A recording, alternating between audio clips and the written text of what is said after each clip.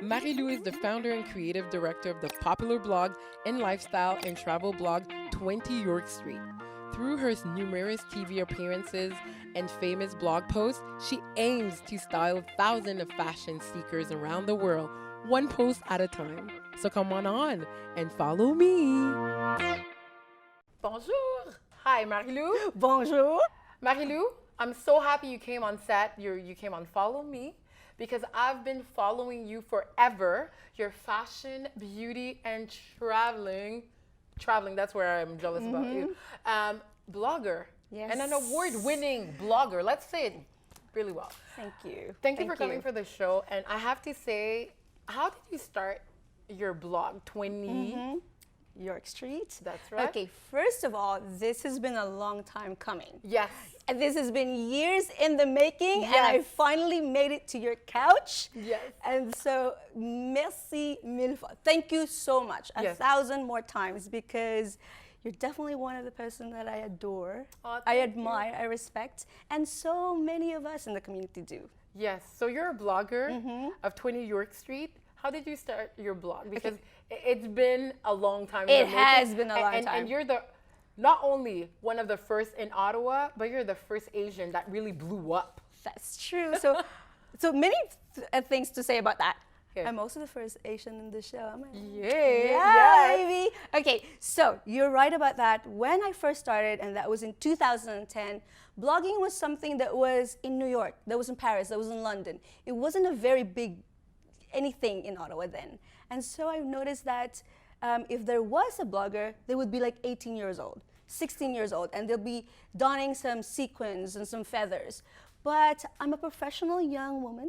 Yes. And that kind of fashion, yes, I love it, but it's not an everyday look. I need something that I can relate to. And at the same time, I've noticed that there was not a lot of diversity either. It was, there was not a lot of colored perspective in the blogging industry. And so I was following a lot of these blogs, and then I thought, why not make one? And why is it called 20 York That's a Street? funny story. Is it your dress? Okay. So this is actually, yes, when I put together the concept of the blog, and that's what with one of my BFFs, and we'll talk about that in a bit. Yes. We were living at 20 York Street. You were living downtown. I was living actually just not very far from here. It was like right in the heart of the city. And I thought it means so many things, right? It's like an iconic place in Ottawa. It's right here. It speaks to what Ottawa is, because we are a different breed. We are a different kind, right? We're unique with our taste. We're a little bit conservative. We're a little bit edgy and artistic. Is a very Ottawa thing. Well said. Nobody had to put it together like that, but that's so true. We're a mix of many things. And you started with beauty and fashion. I did. And you move on to traveling. That's really, Oh, I was like, I gotta talk to this Yes. girl because I love traveling. And like many of us, we love traveling. Why did you start blogging about traveling? Because you already had a lot on your hand and on your plate with fashion and beauty. So I always love fashion. I always love beauty. The transition came towards when you're a blogger and, when you've made sort of a name for yourself, right? When you start to get really good credibility, brands collaborate with you a lot. And even if you don't officially partner with them, you get a lot of these products sent to you. And I'm not complaining. I love products. I love shoes, I love clothes, I love makeup. Of course we love makeup.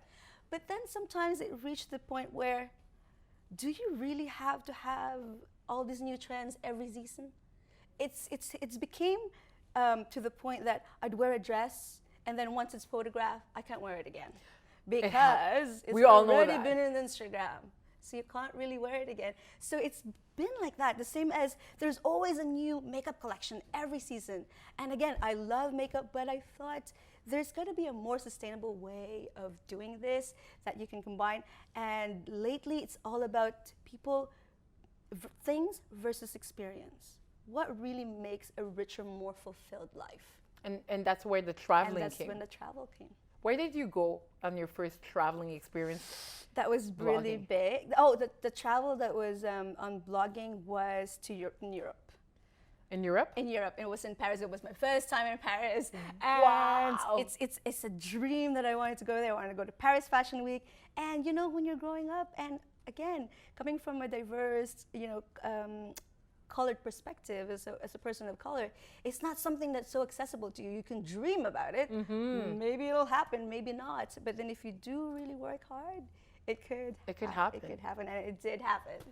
Yes. Yes. And anybody that follows you on social media knows that you have an interesting life. Recently, well, just last night, I knew what you ate. And I like the fact that, you're a really pretty girl, but you like eating. And some people may think like the way you keep your figure, you don't eat. But you share about food, fashion, and experience in the city. Why do you find it so important to do stories? You do stories every day. I try to, yes, definitely. And that's one rule about social media that we have to talk about, the stories. The stories are the behind the scenes. Because if you look at Instagram, everything is perfectly curated, right? You can't just post photos anymore without editing them, without making sure that your outfit is perfect, your hair, well, you always look perfect. But then the ones that are, what is it really about Sabine's life that I want to follow that's not just on the feed? What's your day-to-day life? Because people follow you for the inspiration. And it's also good to show not just the perfect side of things, right? That one with the cooking last night, I thought the mussels was, I thought I overcooked it, but it did look good in video. It looked really delicious. It was delicious. We don't need to know the taste when we're on social media. We just want the experience of like, we'd like to hang out with her. And that's the experience I get when I'm on your social media. You look like the good, like, the fun, witty, and fashionably. Somebody you want to hang out with? Yes. I really and that's why I like you, and you don't disappoint in interviews. All to say that you work with huge brands. I do. And I'd like to know, how did you nail those contracts with those brands? That's a very, very good question. And that's probably a question that I get asked all the time. I'm sure. Because nowadays, everybody wants to be influencers. That was not even a term when I started. It was just a blogger. Now it's influencers, digital creator, content creator, lots of these. The first brand collaboration that I did, it was actually a brand that approached us. It was approached me. And I believe it might have been Skechers. And I've been working with them for over 10 years. Wow. So, the running shoes? The running shoes, the comfortable shoes, the shoes with the D-lights and the cool Skechers retro from the 90s. That Kim K did a partnership with them at one point. Remember, Britney Spears did it, Christina Aguilera, pretty much all the famous pop stars. And Marilou. And Marilou from little Ottawa in Canada. Nevertheless. It's about putting really great content. It's about making sure that what you put out there in the world has value. And I think that's why brands work with us and continue to work with us. Yes. And one thing I like about you is you always give tips. And we're going to see some of your pits. But you do a regular segment. I do. On another TV show. We won't name names. But you can follow me. Yes. Follow. They'll know. Me. And you do like, I love watching your segments about traveling, how to pack up for traveling. But with your segment, I have to say that I found something really interesting on YouTube. Okay. You were traveling somewhere. I can't believe they post that. Yes, they did. Your BFF yes, she did. Posted all the luggages that you were traveling. Face. Do you have a hard time packing? I actually really do. I really do. So that was a trip to Europe. And it was, there was a stop that we did in Ireland where my best friend is from. She was in Dublin. And oh my God, I had to pay excess baggage fee. There was like 10 luggages, and Eric, poor guy, he was like lugging them around because Europe is such a walking city. You don't actually drive to everywhere because it's just not feasible, right? So I got there and she was like, oh my God, where do you think you're going? I'm like, you gotta have an outfit for every destination. You're a diva. So, but then that's probably one of my how not to travel tips. We will show that video for sure. Definitely do not want to do that because I did pay the price money-wise. I did pay the price of lugging my own luggage in the metro in Paris because you just can't. Yeah, so don't do it. It's not practical. It's that's not for sure. practical. One thing also, during that segment that you do on the show, you mentioned the 10 social media commandments of social media. Give us the top 3. Top 3. Okay, these are my favorite. I always live with this. Number 1, content is king. It's all about content. And what do I mean by that content is like, for example, you're promoting a brand that you've worked with. I love your lipstick. What is it about that lipstick that's compelling you and others to also get that lipstick, right? The content. Number 2, images. Photos are queen. And you know, the king and the queen, sometimes the king rules, sometimes the queen does. But if you can have them both together, ruling that kingdom, you've got a winner. Wow, I like that. And I know it's just top 3. So the third one that's probably the most important is that you have to realize in social media, people follow you not really about you. It's about them. What value do you give them? Do you give them an inspiration? Do you give them information or education? Or it's like an aspirational living. It's like you, I want to be Sabine that one day. Like there's little girls right now that are watching you on TV, that are following you on social media and look up because they see themselves in you. Finally, there's somebody that looks like me, has her own TV show, has so many awards and recognized by many industry, by the government, by officials. And so it's about what they see reflected in you. And I see myself in you. And recently, you also received an amazing award by a Community Builder Award. Yes. And I think you're the first Asian. Yes, that's true. Congratulations. Yes, thank How did you feel? I saw your picture on social media was amazing because you were not only proud, but we could see that, you know, you've worked hard to get where you are. You know, to be recognized for something in the sea, in the ocean of so many people, because even just in the city alone, there's so many people that are doing amazing things. There's so many people that are doing great stuff with charity, like with youth, with mental health, with, you know, awareness. It's so to be even picked out and say, hey, you do great work and we want to recognize that. It's such an amazing honor and opportunity. Yes. Another honor that you had recently is that your own community recognized you. Oh, yes. And you come from far. We didn't talk about your story coming to Canada, but I'd like to tell me a little bit of your story before coming the award-winning blogger that you are. So I was born in Manila in the Philippines. So it's one of the most densely populated countries in the world, not just in Asia. But then I grew up in the province in this little town right by the ocean. And my dad, he works in ships because the Philippines is actually one of, So one of the main exports of the Philippines is their labor, their people.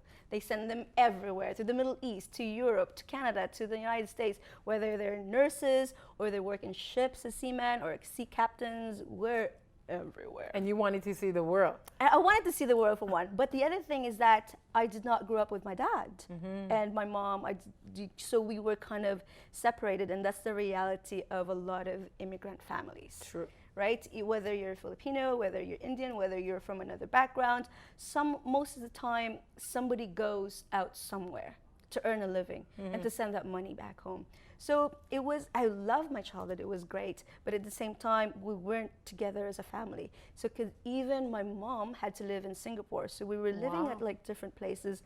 My dad was going all over the world, so we could only meet him at a port in a ship. And so she was living in Singapore, but in some countries, unlike our beautiful and wonderful Canada, even if you live in a country for so long, you can't be a citizen. Right?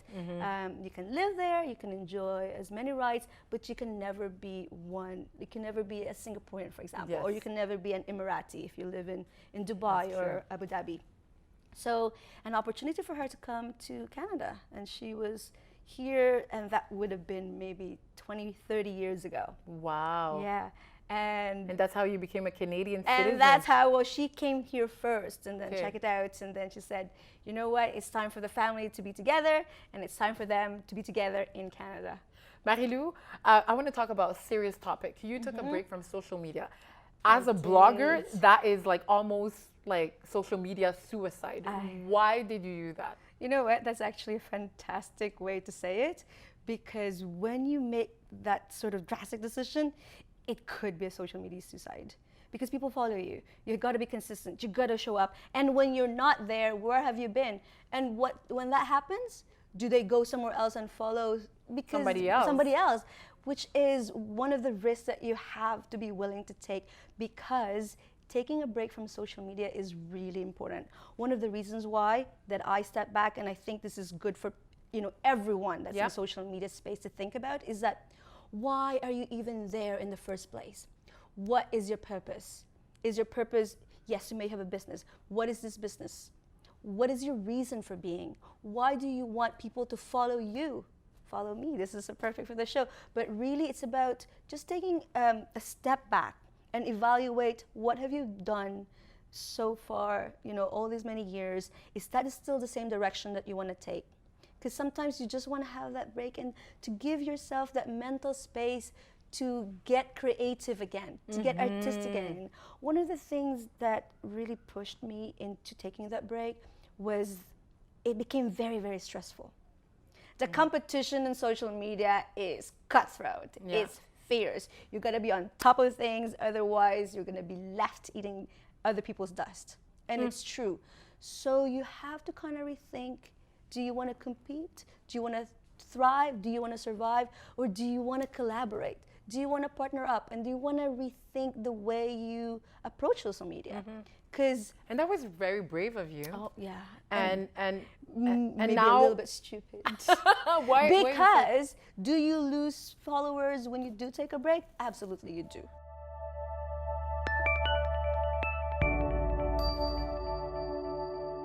So Marilou, right now I'm on your account.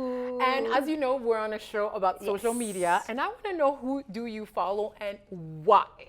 I actually follow a lot of local influencers and bloggers as well. So who do you follow? I think a lot of the influencers and bloggers here in Ottawa are doing fantastic shows. Such as, well, Dominique is gonna be, yes, I love her, amazing. You have so many businesses that are thriving. I just recently signed with Bodies by Phil, and he has this. Oh yes, oh my God, fitness, yes, that's right. Guy, yeah. And it's like 45 minutes of just go. Let's go I on love his that. page. Just okay, let's check go it out on his page. Yeah, we want to see. Yes, there it is.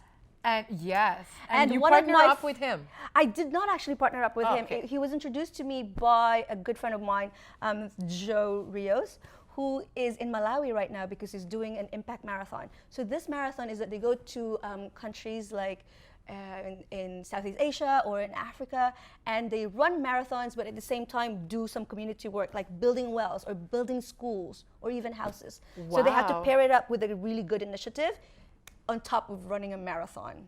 And who in like 50-degree weather. And who else do you follow? I love a lot of travel bloggers, of course, and a lot of fashion blogger. I love your pictures, by the way. Merci. You are always fashionably amazing and traveling, but let's go back to your favorite bloggers. Okay, so let's see. I love influencers such as Marie Bazaar. You have Michelle. You have, I love diverse bloggers, of course. She's fabulous. I think this girl is elegant. Marquis she's classic. Wow. And we also have the city is full of really amazing and creative people. Amazing. So other things. Yes. You're a blogger, and I need to understand some of the apps, and you got one that I need a crash course on. It's called Lightroom, and as a blogger, I know a lot of bloggers use that app. They do. Why is it your favorite one, and how can we use it to be more, like you on social media? I love it. Okay, so Lightroom is available in two modes, if I can say that. So you have the Lightroom that's in your computer, and then that you have to pay for. And here's my tip, because I'm Asian too, so I'd like to save people money. Yes, we love that. You can actually just download Lightroom mobile. It's called Lightroom CC. If you've got an Android or an iPhone, it's available and it's free. It's free. It's free. And you use it, why? I use it because it transforms your photos incredibly from like A to Z.